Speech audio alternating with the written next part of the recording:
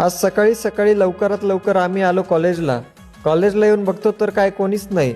मग कॉलेजचं चक्कर मारून आम्ही आलो आमच्या राजदरबार म्हणजे वर्ग हो. वर्गात आल्यावर सरांनी तर लगेच लँडस्केपला सुरुवात केली. अजून कोणीच नाही. मग हळूहळू सगळे येऊ लागले. कोणाची प्रिंट, कोणाचं पोर्ट्रेट, तर कोणाचं काय. जो तो आपल्या कामाला भिडला. मग काय आमची प्रिंट सुरू होती. आम्ही पण आमच्या प्रिंटला सुरुवात केली. कार्विंग सुरू होती. कार्विंगपासून सुरुवात केली. सुरभीच्या प्रिंटच्या पण इम्प्रेशन दमदार पद्धतीने सुरू होत्या. तेवढ्यात सगळ्यांची एंट्री झाली आणि लगेच भक्तीचं पण स्केच आघाडीवर दिसायला लागलं. हळूहळू अनुराग कामाला सुरुवात केली आणि 1 महिन्यापासून सुरू असलेली असाइनमेंट आजही त्यांनी सुरूच ठेवली.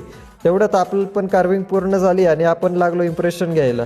मग काय फरचीवर इंक घेऊन रोलर गरगर फिरवत फोरेक्स बोर्डला इंक लावून घेतली आणि लगेच फोरेक्स बोर्ड आपल्या ठिकाणी ठेवून वाटीने घास सुरुवात केली.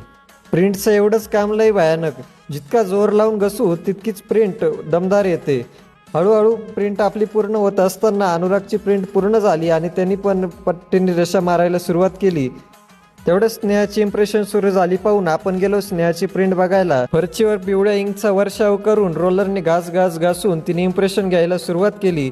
हळूहळू सगळे आपल्या कामाला भिडले आणि जो तो आपल्या पोर्ट्रेट प्रिंट करू लागला.